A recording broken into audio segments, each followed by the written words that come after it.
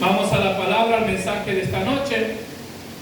Quiero compartir un mensaje esta noche que lleva por título Un camino de descanso. Un camino de descanso.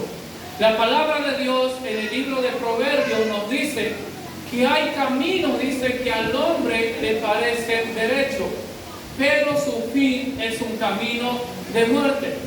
Muchas personas hoy en día, tanto como adolescentes, jóvenes, personas mayores o adultas, de repente se encuentran frente a la vida que han transcurrido o que han venido viviendo la vida tomando decisiones, eligiendo diferentes caminos, enfrentando diferentes desafíos que los llevaba a tomar diferentes tipos de decisiones. Y que muchas veces al tomar una decisión o al pararse y preguntar cuál es el camino que tengo que seguir, muchas veces han tomado la decisión con mucho empeño, con mucho esfuerzo y con mucha esperanza de que les vaya bien. Pero tristemente, ha transcurrido el tiempo y se dan cuenta que el camino que han tomado o que la decisión que han tomado no ha sido la mejor y no ha sido la correcta. ¿Y cómo es que se dan cuenta? Porque se encuentran con resultados inesperados. De repente tenemos personas que tienen un matrimonio y de repente se encuentran frustrados, se sienten fracasados y se encuentran diciendo: ¿por qué si lo he dado todo? ¿Por qué si le brindo todo, he puesto todo de mí, he dado todo de mí, pero tristemente eso no es suficiente? Ya sea que podamos dar o brindar, ofrendar nuestras vidas a favor de nuestro matrimonio, pero sin embargo eso no nos garantiza que nos va a ir bien. Entonces muchas personas se encuentran en esa etapa de la vida mirando hacia atrás y viendo las decisiones que han tomado y miran hacia atrás y solamente pueden ver un camino marcado de fracaso, marcado de frustración, marcado de angustia, de dolor y de un vacío en su alma que con nada ni nadie lo puede llenar. Pero en esta noche el Señor está aquí. Y en esta noche el Señor, a través de su palabra, nos va a mostrar el camino correcto por el cual nosotros debemos andar para ver resultados buenos, para ver resultados que nosotros deseamos y para que nos vaya bien. ¿Cuánto quiere que nos vaya bien? Yo creo que todos queremos y todos anhelamos que nos vaya bien en la vida. Nadie vive para que nos vaya mal. Amén. Y quiero hablar sobre eso un poco. Vamos a leer el libro de San Mateo, capítulo 11.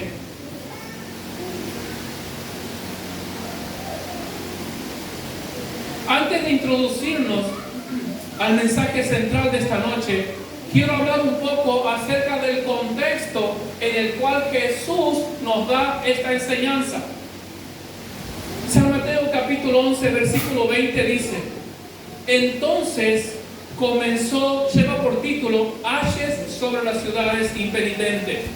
Entonces comenzó a reconvenir a las ciudades en las cuales había hecho muchos de sus milagros, porque no se habían arrepentido, diciendo: ay de ti, Corazín, ay de ti, Betsaida, porque si en Tiro y en Sidón se hubieran hecho los milagros que han sido hechos en vosotros, tiempo que se hubieran arrepentido en silicio y en ceniza.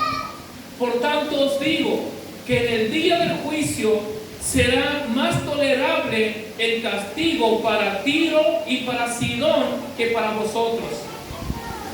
Y tú, Capernaum, que eres levantada hasta el cielo, hasta el Hades serás abatida. Porque si en Sodoma se hubieran hecho los milagros que han sido hechos en ti, habrían permanecido hasta el día de hoy. Por tanto os digo que en el día del juicio será más tolerable el castigo para la tierra de Sodoma que para ti. Es importante entender, hermano, que cuando Jesús habla esta palabra, Jesús no está Jesús no está trayendo un juicio sobre estas ciudades. Jesús no nos está mandando al infierno. Es un contexto muy fuerte en el que vamos a predicar esta noche.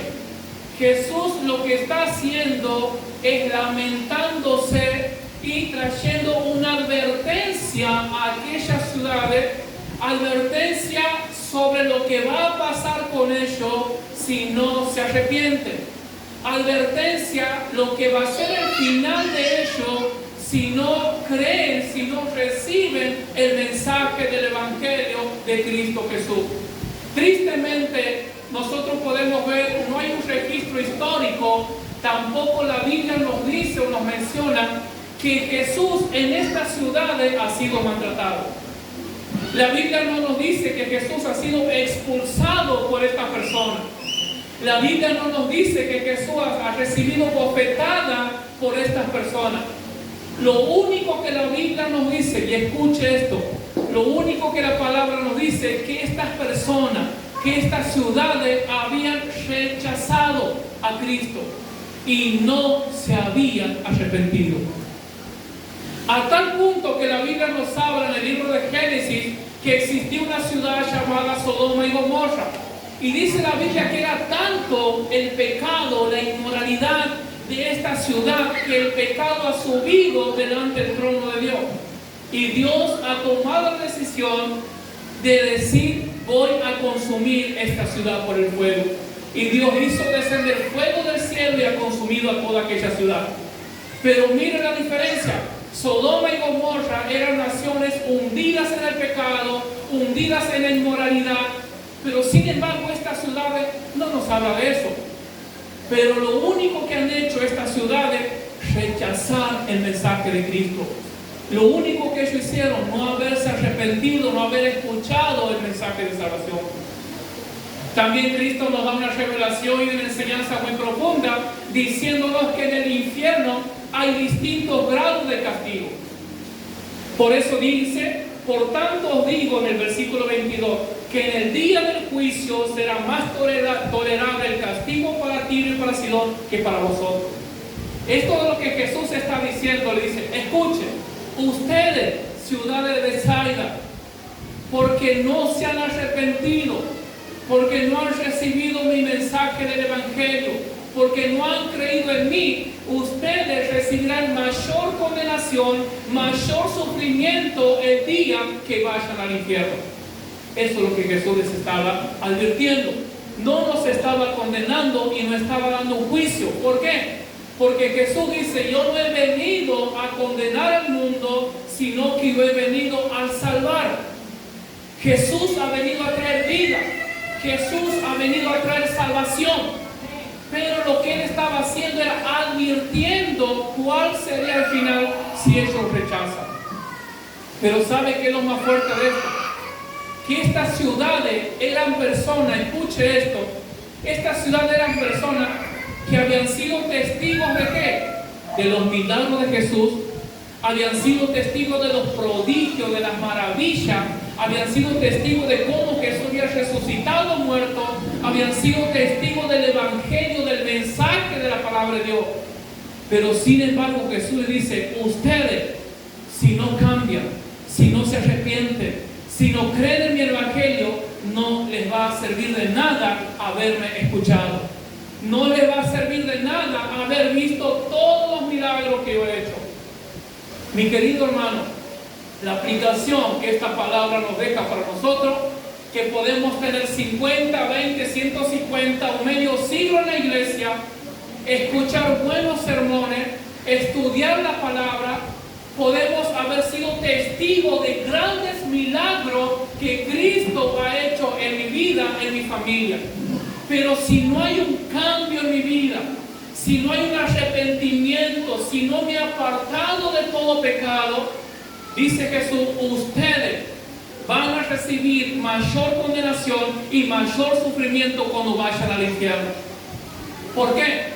Porque dice, no va a recibir la misma condenación, no va a recibir el mismo sufrimiento aquella persona que se ha pasado años en la iglesia escuchando la palabra, escuchando prédica, a aquella persona que nunca ha escuchado escuchado el mensaje de salvación. Sodoma y Gomorra no había tenido el privilegio que estas ciudades tenían. Por eso, mis queridos hermanos, es importante estar atento al llamado de Cristo Jesús. Cristo no ha venido a condenarnos.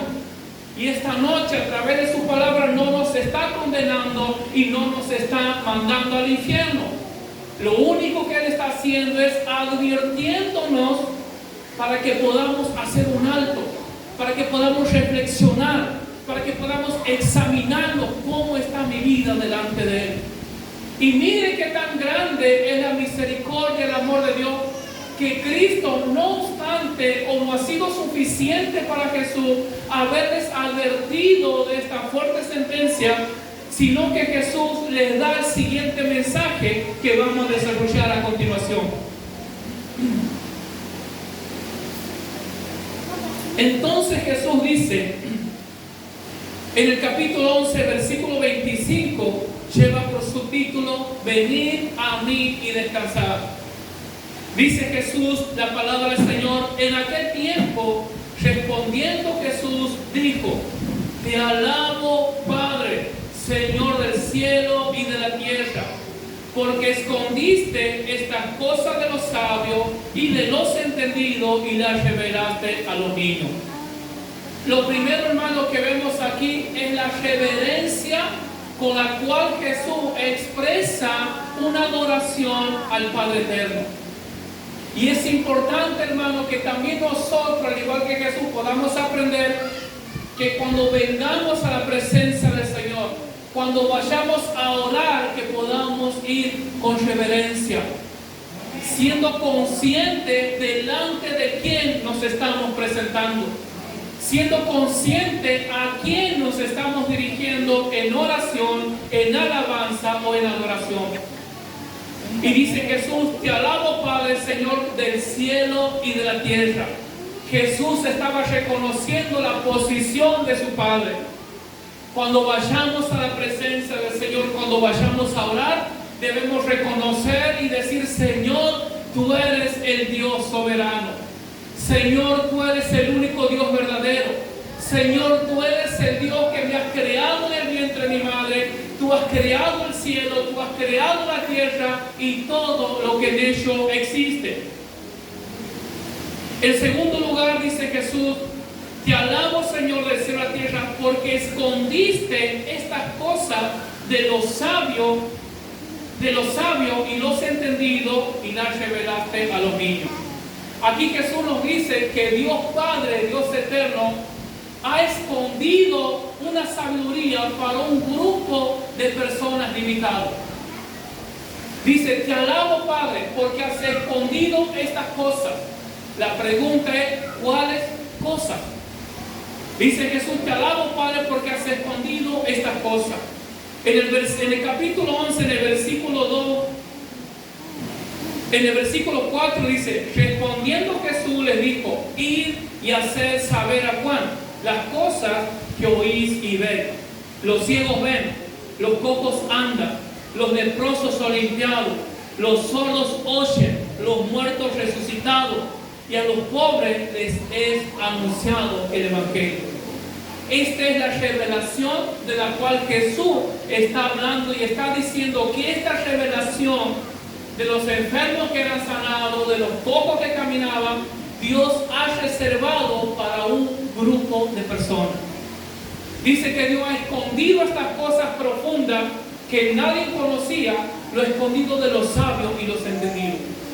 Cuando Jesús menciona aquí los sabios y los entendidos, hace referencia a los líderes religiosos, hace referencia a los líderes judíos, a los fariseos, a los saduceos, que ellos consideraban y se creían mejor que todos, que ellos consideraban y creían que ellos podían ganarse el cielo, que ellos podían ganarse la salvación de su alma haciendo obras de bien, haciendo cosas buenas. Pero sin embargo Jesús le dice, Padre, te alabo, porque tú has escondido esta palabra de aquellos que se consideran sabios, de aquellos que se creen entendidos, y lo has reservado para los niños. Cuando Jesús menciona niños, no está hablando en un sentido literal, sino en un sentido figurado.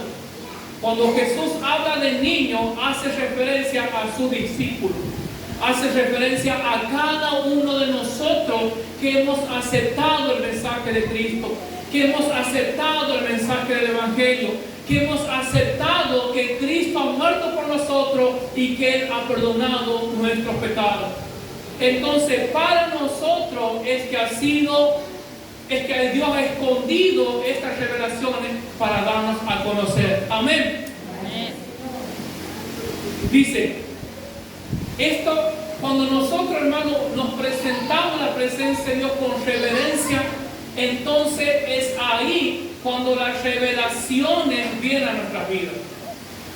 Si nosotros nos presentamos delante de Dios con un corazón orgulloso, con un corazón duro, diciendo, yo no necesito de Dios, yo sé todo, nadie me tiene que decir nada, entonces para nosotros no nos va a ser revelado este misterio. Pero cuando nos presentamos con reverencia delante de Dios, cuando vamos con un corazón quebrantado, humillado, entonces Dios va a traer esta revelación a nuestro entendimiento. ¿Cuál va a ser el resultado? Vamos a comenzar a entender el mensaje de Cristo. Vamos a comenzar a entender qué es lo que Dios quiere para mi vida. Vamos a comenzar a entender y a comprender de manera limitada el corazón o los pensamientos o lo que Dios tiene para mi vida. Esto trae como fruto la reverencia en nosotros. Amén. En segundo lugar, dice que Dios ha reservado la sabiduría para unos cuantos y para otros no. Y la pregunta es ¿por qué? ¿Por qué Dios ha querido ocultar la sabiduría, estas revelaciones de los líderes judíos y dárselo solamente a los discípulos? Jesús nos da la explicación en el siguiente versículo. En el versículo 26 dice, sí, Padre, porque así te agradó. Esto manifiesta, hermano, la completa soberanía y el completo gobierno que Dios tiene sobre todos los seres humanos. Jesús dice, a Dios le ha placido hacer de esta forma. ¿Por qué? Porque Él es soberano. Dios en su soberanía, no lo vamos a entender y no lo vamos a comprender, pero Él en su soberanía, Él ha decidido que solamente usted, que solamente los niños que creen en Él puedan entender estas verdades del Evangelio. Amén. Ahora Dios en su soberanía no solamente nos ha dado a conocer la verdad del Evangelio, Dios en su soberanía no solamente nos da la capacidad para conocer a Cristo, sino que también Dios en su soberanía, dice Efesios 4:6, hay un solo Dios y Padre de todo, que está sobre todo y actúa por medio de todo y está en todo. En el versículo 26 dice, sí, Padre, porque así te agradó. En esta misma soberanía, Dios ha tomado la decisión de llevar a cabo un plan tremendo, poderoso. Escuchen, en el versículo 27 dice, todas las cosas me fueron entregadas por mi Padre, y nadie conoce al Hijo sino al Padre, ni al Padre conoce a alguno sino el Hijo y a aquel a quien Él quiere revelar. Por esta misma soberanía, hermano, Dios ha decidido darle toda la autoridad, todo el poder, todo el dominio del mundo entero a Cristo Jesús. En su soberanía Dios ha hecho eso. Dice la Biblia en el libro de Pedro, primera de Pedro, capítulo 3, versículo 2, nos habla de que Cristo tiene la autoridad absoluta. Dice 1 Pedro 3:22, quien habiendo subido al cielo está a la diestra de Dios y a Él están sujetos ángeles, autoridades y potestades. Hermano, es importante poder entender este conocimiento de la palabra del Señor, porque si nosotros cuando pensamos en Cristo nos imaginamos a alguien que todavía está en la cruz, alguien que está implorando por nosotros, alguien que está mendigando que le demos un like, que le demos un me gusta, sino que suba a llorar. Eso es un pensamiento completamente errado, satánico y diabólico. Cuando la palabra de Dios nos está hablando de alguien que está vivo. Nos está hablando de alguien que está aquí en esta noche. Nos está hablando de alguien que Dios Padre le ha dado toda la autoridad, todo el gobierno en sus manos. Todos los ángeles del cielo, todos los demonios, todo el infierno y todo Satanás está bajo el dominio de Cristo Jesús. Él es el que gobierna, Él es el que reina. Nada escapa del control de Él. ¿Por qué? Porque Dios en su soberanía ha concebido todo su poder, todo el dominio en las manos de su Hijo, Cristo Jesús. Además, lo puso como cabeza de la iglesia. Dice Efesios capítulo 1, versículo 22, y sometió todas las cosas bajo su pies, hablando de Cristo, y lo dio por cabeza sobre todas las cosas a la iglesia. Mira, hermano, qué privilegio, qué bendición que tenemos nosotros, que Dios no solamente le ha concebido y le ha entregado todo el poder a Cristo, de la vida, la llave de la muerte, la vida de Satanás, todo, sino que también dice la palabra que Dios lo ha puesto por cabeza de la iglesia.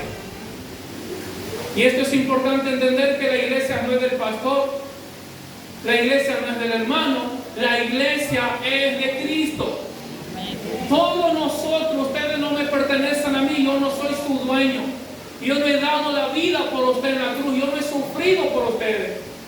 Yo soy un miembro más de la iglesia de Cristo.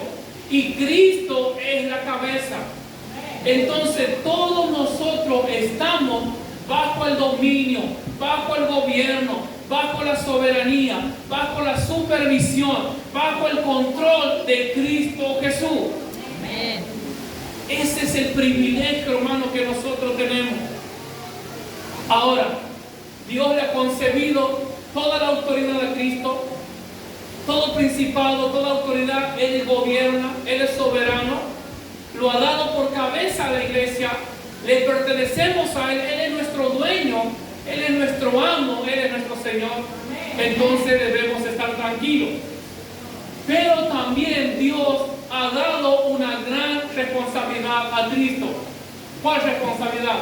La tarea de llevar a cabo la voluntad del Padre. Ese también le ha sido concebido y le ha sido entregado a Cristo. Vemos el versículo 28, dice: venid a mí todo lo que estáis trabajado, cargado, y os haré descansar. Ahora Cristo, soberano, vivo, poderoso, teniendo el gobierno de cada cosa que se mueve, de todo lo que existe en el cielo, en el universo, en el infierno, Cristo tiene el dominio.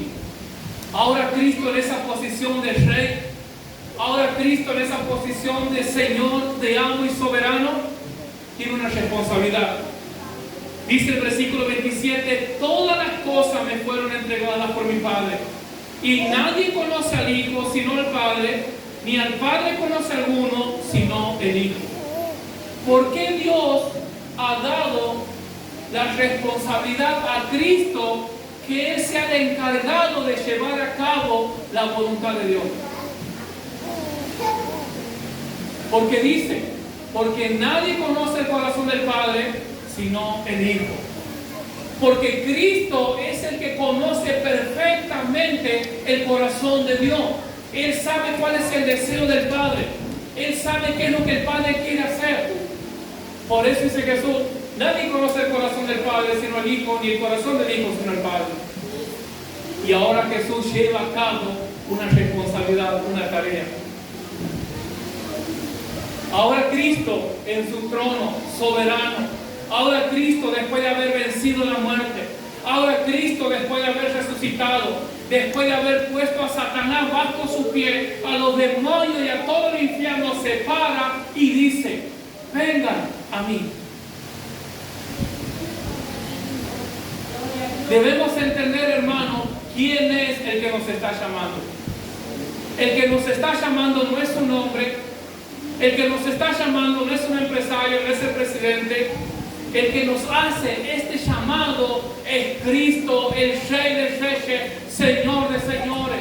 el que tiene el gobierno de tu vida, el que sabe lo que va a pasar contigo, el que quiere darte bendición, el que quiere llenar tu vida, el que quiere llenar tu alma, el que quiere darle sentido a tu vida, el que quiere darle una razón de existir, por lo cual no puedas levantarte cada día y decir: qué hermoso día que soy, qué feliz que estoy, qué contento que estoy, qué paz que tengo. Cristo nos hace el llamado. Es una invitación, escuche esto. Dice Jesús en el versículo 28: venid a mí todos. Es una invitación general. Es una invitación sin distinción de persona, sin distinción de género, raza o color. Es una invitación general, pero a su vez es una invitación limitada. ¿Cómo así? Bueno, es una invitación general porque Dios no hace excepción de personas.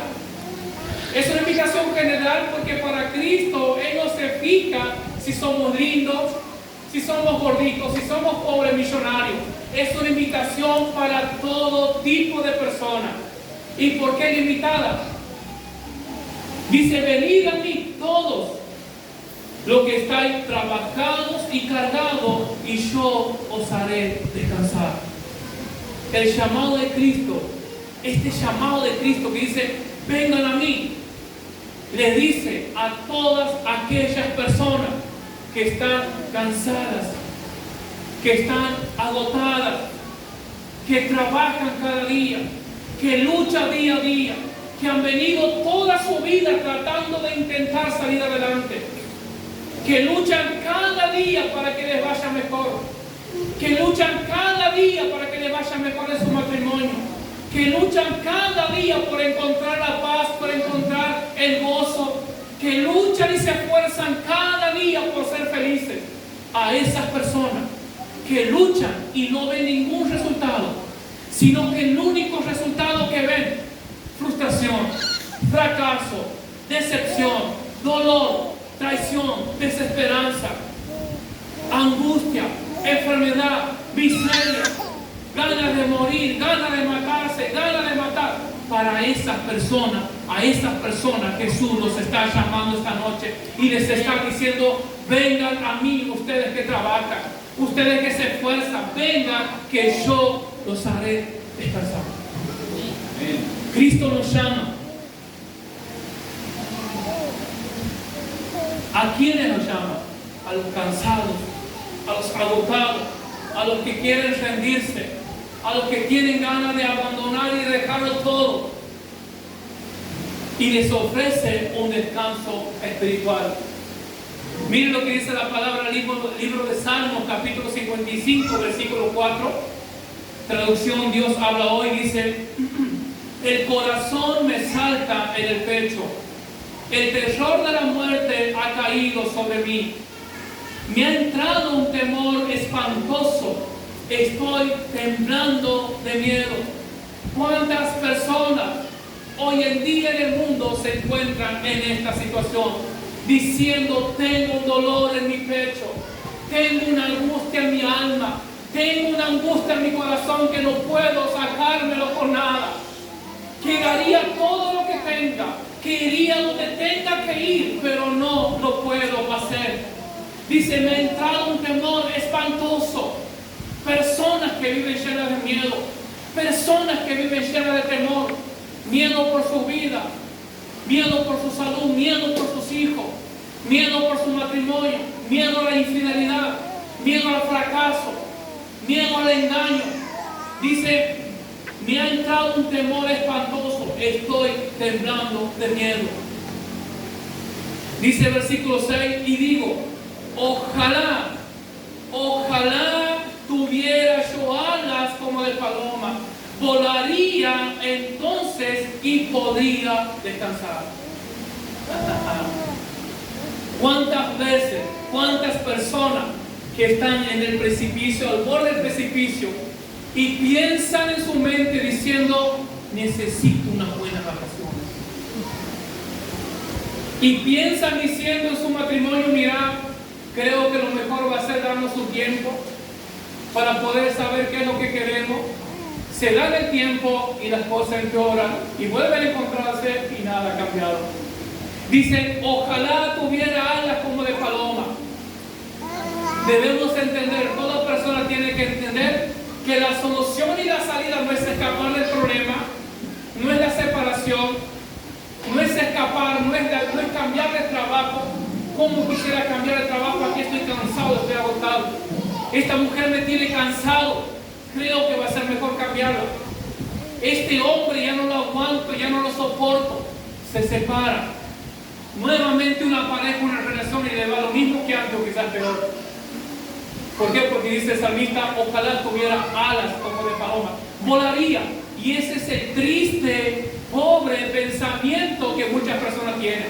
Que Satanás le pone en su mente, tratando de convencernos, tratando de hacernos creer que esa es la solución. Pero como dice el proverbio, hay caminos que al hombre le parecen derechos. Personas que creen, personas que a ellos les parece que la mejor solución es esta. Hay caminos que parecen derechos, pero su fin es de destrucción. Y a veces terminan mucho más dañados que antes. Versículo 7 dice, volando me iría muy lejos, me quedaría a vivir en el desierto. Muchas personas tristemente han tomado la decisión de resignarse, han tomado la decisión de quedarse a vivir, de convivir con ese desierto, con ese problema. Bueno, tengo a mi esposo que me golpea, viene considerando que no va a cambiar, me voy a acostumbrar y me voy a entregar a eso. Y entonces encontramos personas entregadas al sufrimiento, personas soportando maltrato, soportando siendo humillados, siendo denigrados, porque como dice el Salmo, han tomado la decisión de quedarse a vivir en su desierto, en su problema. Pero Cristo esta noche te dice, hay un camino de descanso. Si no has estado encontrando una salida, si has llegado esta noche cansado de luchar, cansado de intentar, y has llegado con la última fuerza, Cristo te dice, hoy te he traído para mostrarte un camino de descanso. Amén. Ahora bien, estamos heridos, angustiados, fatigados, lastimados, cansados de la vida y frustrados. Y viene Cristo y nos dice, hey, vení, quiero darte alivio, quiero darte la paz que necesitas, quiero darte la felicidad que necesitas, quiero darte el amor que necesitas. Y nosotros decimos, sí, Señor, lo quiero.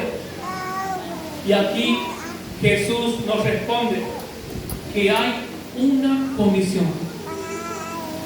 ¿Quieres que tu vida cambie? ¿Quieres vivir un camino? Te olvidó el nombre. Un camino de descanso. ¿Quieres vivir en un camino de descanso? ¿Quieres tener una vida de paz? Hay una condición. Lo único gratis regalo que tenemos es la salvación de nuestra alma, que Cristo ha pagado el precio. Y aquí viene Jesús en el versículo 29 diciendo, llevad mi yugo sobre vosotros. Aquí viene la condición. Tristemente, muchas personas, y cada vez me sorprendo más, cómo hay personas que quieren un cambio en su vida, cómo hay personas que quieren que su matrimonio cambie, quieren tener paz, pero cuando usted le habla que es necesario un compromiso con Cristo, que es necesario arrepentirse de los pecados, desaparece. ¿Por qué? Porque el ser humano, porque el enemigo nos ha hecho creer que viviendo como nosotros queramos está bien. Y entonces muchas personas lo único que quieren es un descanso, es un refrigerio, fortalecerse, tomar nueva fuerza y seguir hacia adelante, llevando la vida como ellos quieren. Pero Jesús nos dice, no es así. Jesús dice, ¿quieres el descanso? Yo te lo doy. ¿Quieres la paz? ¿Quieres la tranquilidad? ¿Quieres las bendiciones del cielo? ¿Quieres mi presencia? ¿Quieres mi protección? Hay una condición. Dice, llevad mi yugo. ¿Qué es el yugo?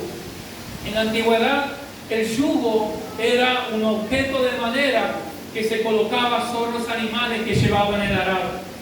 Aquellos animales que tenían un yugo, escuche esto, va a parecer contradictorio, aquellos animales que llevaban un yugo perdían todo derecho. Aquellos animales que llevaban un yugo no eran dueños de elegir o de decidir para dónde querían ir, qué es lo que querían hacer y cómo querían estar. ¿Por qué? Porque había un yugo que los dominaba. Entonces ellos estaban sometidos, estaban sujetados a ese yugo. Entonces ahora no era como andar en el campo, que tenían la libertad de correr para donde querían, comer lo que querían. Ahora no. Ahora hay un yugo encima. Y ese mismo yugo Cristo nos ofrece. Ese yugo que nos esclaviza. Ese yugo que nos somete. Usted imagínese, por ejemplo, vamos a hablar un poco de la historia, creo que la mayoría lo conocemos, al expresidente ya fallecido, Adolf Hitler. Una persona dura, egoísta, llena de odio. Una persona llena de todo tipo de maldad. Una persona que no tiene ningún problema y que no le iba a temblar la mano si tiene que cortar la cabeza a alguien, ya sea un niño, a una mujer, a una embarazada, no le importaba nada. Ahora usted imagínese estar bajo el yugo de esa persona. Estar bajo el yugo representa dominio. El yugo representa autoridad. Usted imagínese estar bajo el yugo de ese hombre, bajo esa autoridad que usted no sabía hasta cuándo podía vivir. Porque en cualquier momento él llegaba y lo veía, no le costaba, mátalo a este. ¿Qué iba a hacer usted? Nada. Porque las personas estaban bajo el yugo, bajo la esclavitud de él. Ahora, dice Jesús, porque dice, llevad mi yugo sobre vosotros y aprended de mí, que soy manso y humilde de corazón, y hallaré descanso para vuestras almas. Pero ¿cómo es posible que Cristo me esté queriendo sacar de un lugar de opresión, me esté queriendo sacar de un lugar que tengo un yugo y me quiera poner otro yugo? ¿Acaso me está queriendo sacar del fuego y tirarme en las brasas? Claro que no. Esto lo explica el último versículo, dice Jesús, porque mi yugo es fácil y ligera mi carga.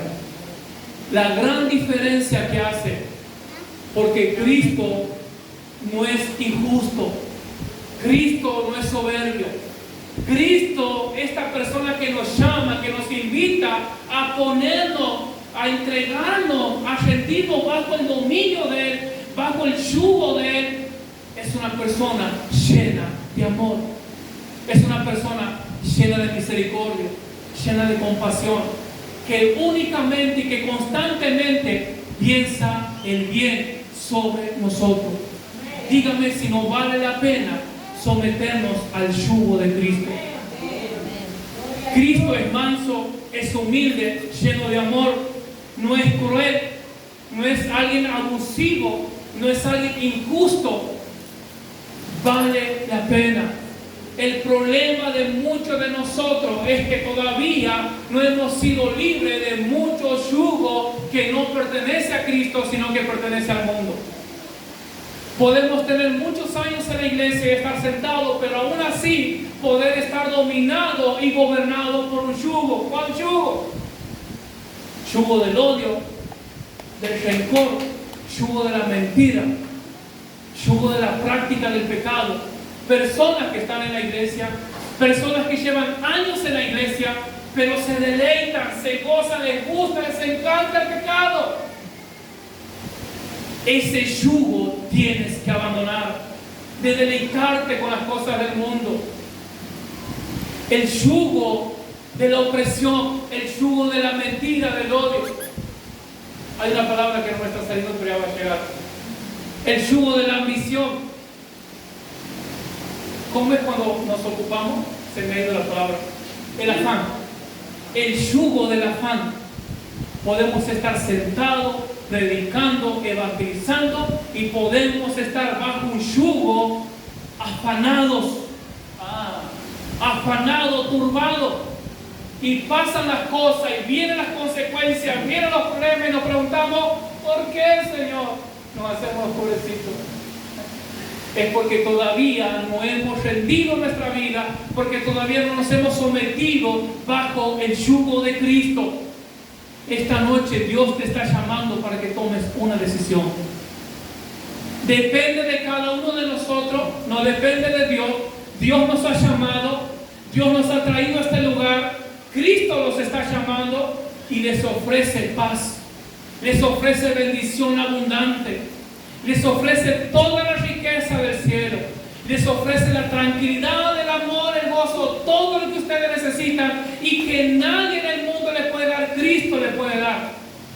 Pero hay una condición: tienes que someterte bajo el yugo de Cristo. Cuando hablamos del yugo de Cristo, estamos hablando, haciendo referencia a la autoridad de Cristo, a la ley de Cristo, a la palabra de Cristo, al evangelio de Cristo. Es decir, Señor, esta noche me entrego a tu dominio, me rindo y me someto voluntariamente por amor bajo tu autoridad. Y a partir de esta noche, Señor, me someto a ese yugo tuyo que tú me ofreces. Entonces, a partir de hoy, nosotros ya no vamos a seguir haciendo las cosas como nosotros queramos. Ya no vamos a seguir tomando decisiones como a nosotros nos parece, sino que vamos a estar sujetos a la autoridad que es la palabra de Cristo. Someterse al yugo de Cristo vale la pena. ¿Por qué he puesto el nombre Un Camino de Descanso? Muchas veces hemos aprendido mal o nos han enseñado mal que el Evangelio, que el camino de Cristo es solamente un camino de problemas, que solamente es dificultad y que todo es problema y que todo es dolor y que todo es tristeza y que todo es angustia, y eso no es así. Dice Cristo: mi yugo es fácil, mi carga es ligera. Dígame usted, piense en esto. Una persona que está sometida al pecado, esa sí es una persona que se vive lamentando, porque dice la Biblia: la paga del pecado es muerte. Una persona que está bajo el yugo del odio, una persona que está bajo el yugo de la ambición, una persona que está bajo el yugo del resentimiento, esa sí es una persona que se lamenta y que todo es un constante dolor y es un constante clamor. ¿Por qué? Porque para esas personas que están bajo ese yugo, bajo ese dominio, no hay descanso. Ellos no conocen paz, no tienen descanso. Pero nosotros, si nos sometemos al yugo de Cristo, vamos a tener problemas, vamos a tener dificultad, circunstancias, enfermedades, pero vamos a tener la paz, vamos a tener el gozo, vamos a tener la fortaleza, vamos a tener el poder de Dios, el poder que viene de lo alto para salir adelante de esa prueba y de esa dificultad. Por eso le llamo un camino de gozo. Cristo te ofrece un camino de gozo. El otro día voy a visitarlo a Salomé y también doy gracias a Dios por su vida, que ya está recuperado y estamos muy contentas, ya ha comenzado a caminar, ya ha sacado el suero. El otro día voy a verlo, a visitarlo cuando estaba en terapia intermedia. Y le habían abierto un poco, estaba drenando la cabeza, las válvulas, estaba en esa condición. Y yo he salido envuelto en lágrimas, he salido gozoso porque dice: pastor, estoy contenta, estoy bien, estoy tranquila, estoy en paz, porque yo sé que mi Señor está conmigo. Pastor, aquí oro, aquí canto.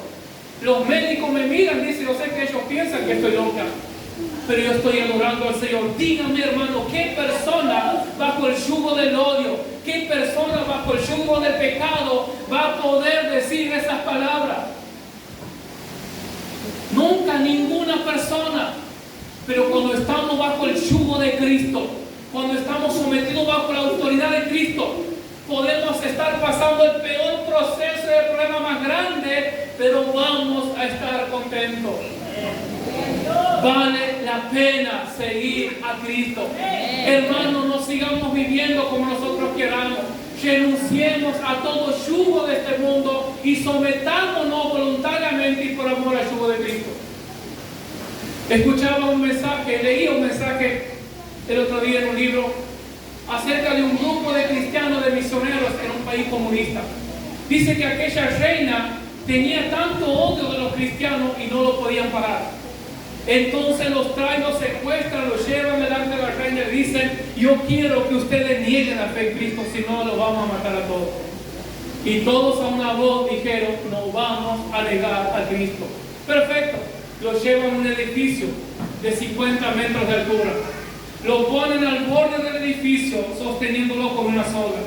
Y le hacían la pregunta: ¿vas a negar a Cristo, sí o no? Si no niegas a Cristo, esta soga se va a cortar y vas a ir al precipicio. Pero ninguno ha negado su fe. ¿Y sabe qué? Dicen los testigos, un pastor, que a medida que ellos iban cayendo por aquel precipicio, iban contentos, iban gozosos, iban cantando y alabando al Señor del cielo. Vale la pena seguir a Cristo, someternos bajo su dominio, vale la pena. Amén. Póngase de pie, por favor, esta noche.